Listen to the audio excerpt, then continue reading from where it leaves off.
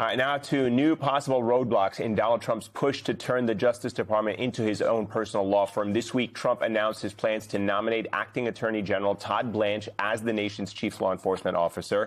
Some signs that Todd Blanche could be facing an uphill confirmation battle over in the Senate, especially after all that Republican infighting over Trump's so-called weaponization fund. Outgoing Senator Tom Tillis told the Washington Examiner, quote, "He's got good credentials. People are going to hammer him because he was the president's personal attorney. But I'm just more about getting through the January 6th stuff." Not surprisingly, Trump isn't taking that lack of enthusiasm very well, as you can imagine. Watch.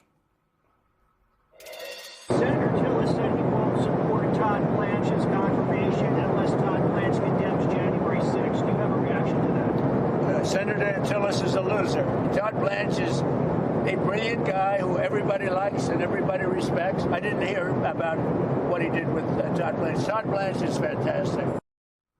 Joining us now is Nick Ackerman, New York City attorney, former Watergate prosecutor, and former assistant U.S. attorney for the Southern District of New York. Nick, it is great to see you again.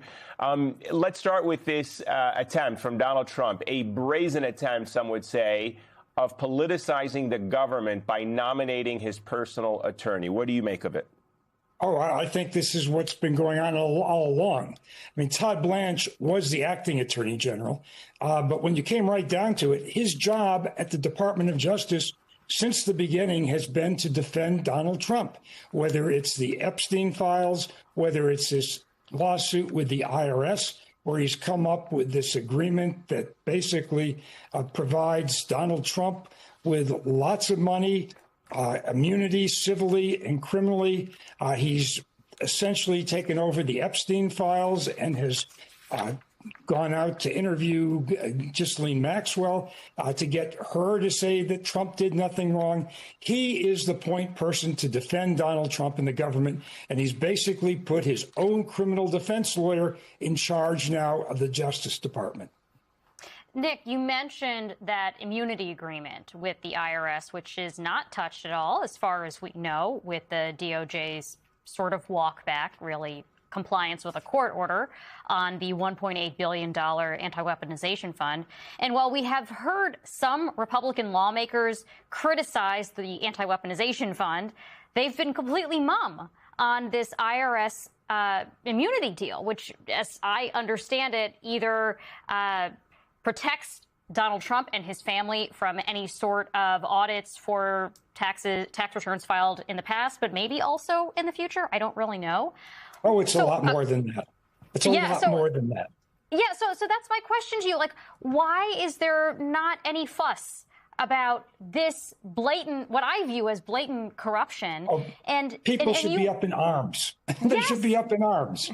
This basically gives him criminal and civil immunity, not only with the IRS, but all other departments and agencies. People have to read the last paragraph in that agreement. It's a short little agreement. But again, this is Todd Blanche who designed this thing. It essentially means that Donald Trump, his sons, his extended family, all of his friends are given immunity, civil and criminal immunity. And this is so out of the ordinary. Nothing like this have I ever seen in the Department of Justice before in a tax case. If you're going to give anybody a pass in a tax case, it's normally in a case where at issue are their returns, whether they've reported the right amount of money or whether they've actually filed their returns. This has nothing to do with that. This is about releasing information by a government contractor on Donald Trump's tax returns that, for all reasons here, really is kind of a bogus lawsuit. There are no adverse parties. He brought this thing just so he could enter into this kind of a settlement and basically get himself off of everything that relates to anything personal that he has done. You could take into account his stock dealings. You can take into account what he's been doing with crypto. If the SEC opened an investigation, that would give him, he'd have immunity from that. He wouldn't be investigated. And this goes for his sons, too. Don Jr. and Eric, they both have been doing things that have related to the White House and to making, their own kind of fortunes all over the place.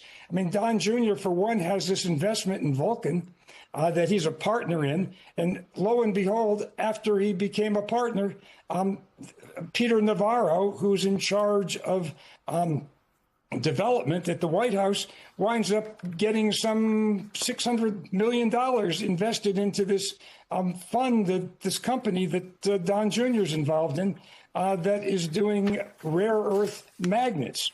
Now, I don't know what happened there, but this even precludes an investigation into that. I mean, that is how broad this agreement is. And what you're seeing Donald Trump do now is he's trying to get everybody to focus on the other one, the slush fund practice. He's trying to get everybody to focus on that so that he essentially has contradicted his own attorney general nominee by saying it's a beautiful thing and it may not be all over at this point. Yep. Well, Nick, you're sticking with us for a bit.